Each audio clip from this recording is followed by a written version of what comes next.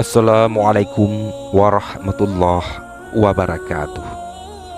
Nabi Muhammad sallallahu alaihi wasallam sang mutiara, berselawatlah kepadanya dan keluarganya. Hari-hari ini umat Islam di seluruh penjuru dunia mengingat kelahiran Nabi Muhammad Rasulullah sallallahu alaihi wasallam. Terlepas setuju atau tidak dengan berbagai cara atau acara untuk mengingat kelahiran itu, umat semuanya tanpa kecuali pastinya sepakat untuk selalu memperbaharui dan memperkuat keimanan dan kecintaannya kepada Nabi Muhammad sallallahu alaihi wasallam. Sehingga sesungguhnya perbedaan pendapat dan sikap itu tidak perlu menjadikan umat ini terpecah dan saling bermusuhan karenanya. Masing-masing punya hak berpendapat dan mengambil sikap sesuai keyakinan masing-masing. Sekali lagi, semuanya memiliki iman dan cinta kepada baginda Rasul sebagai common ground. Terlepas dari perdebatan tentang maulid atau kelahiran Rasulullah sallallahu alaihi wasallam, mungkin ada baiknya kita sekali melihat siapa dan bagaimana harusnya kita menempatkan Rasulullah sallallahu alaihi wasallam. Sebab seringkali terjadi sikap eksegerasi atau berlebihan akibat tendensi ekstrim dalam melihat Rasulullah sallallahu alaihi wasallam.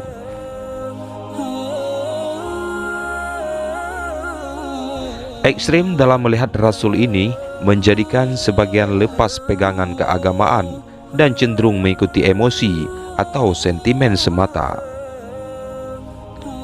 Al-Quran sendiri memberikan beberapa definisi atau karakteristik tentang Rasul, baik dari aspek akhlak yang sangat dipuji hingga ke aspek kejiwaan yang begitu kasih dan sayang kepada seluruh manusia.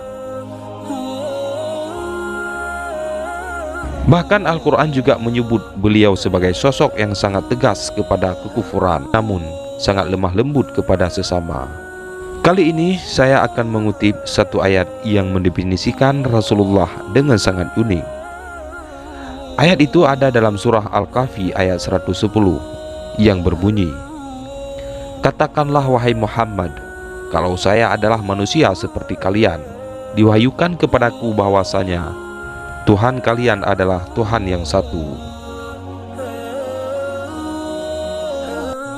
Ayat ini sangat dalam dan luas untuk dirincikan, tapi secara global ada dua sisi penting dari Rasulullah yang diekspos. Yang pertama, bahwa Nabi Muhammad itu manusia seperti manusia lainnya. Kemudian yang kedua, bahwa Muhammad itu mendapatkan wahyu tentang Tuhan yang Maha Tunggal, yang bermakna bahwa Muhammad itu juga memiliki semua karakteristik atau sifat dasar manusia lainnya. Beliau juga makan, minum, tidur, lelah dan marah, walau marahnya untuk kebaikan. Bahkan sedih dan menangis ketika putranya meninggal.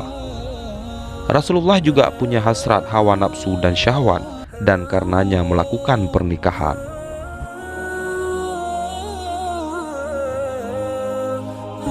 Realita ini yang kemudian menjadikan orang-orang kafir Quraisy mempertanyakan, kenapa bukan malaikat yang diutus kepada mereka? Bahkan mempertanyakan sosok Muhammad sebagai orang biasa, bukan seorang raja atau seorang yang kaya raya.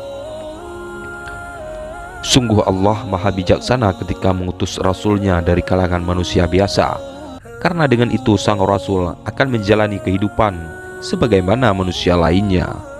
Beliau menikah dan membangun keluarga misalnya, untuk menjadi contoh bagi manusia untuk melakukan hal yang sama.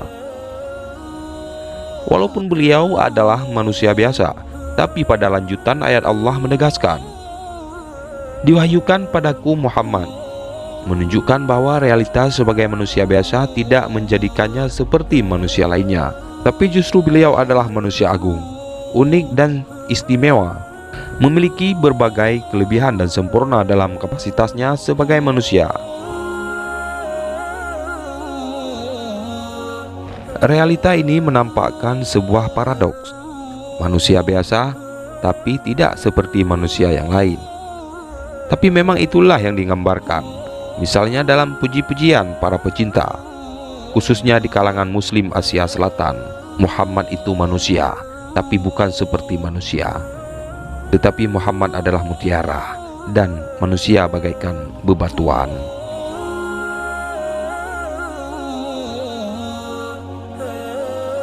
Dalam sebuah syair yang lain disebutkan, kesempurnaannya mencapai puncak ketinggian, keindahannya menyingkap kegelapan, semua sisinya begitu indah, maka bersolawatlah kepadanya dan keluarganya.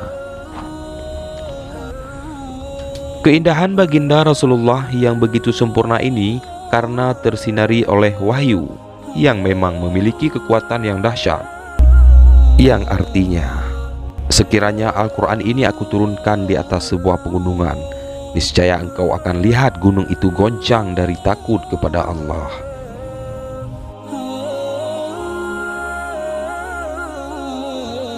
Kekuatan wahyu yang membentuk keindahan Rasul itu sekaligus menghadirkan nilai value dalam kehidupan beliau, sehingga dengan nilai itu beliau menjadi walking Quran atau Al-Quran yang berjalan.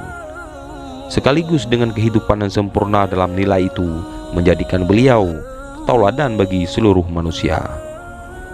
Sungguh pada diri Rasul itu ada suri tauladan untuk kalian.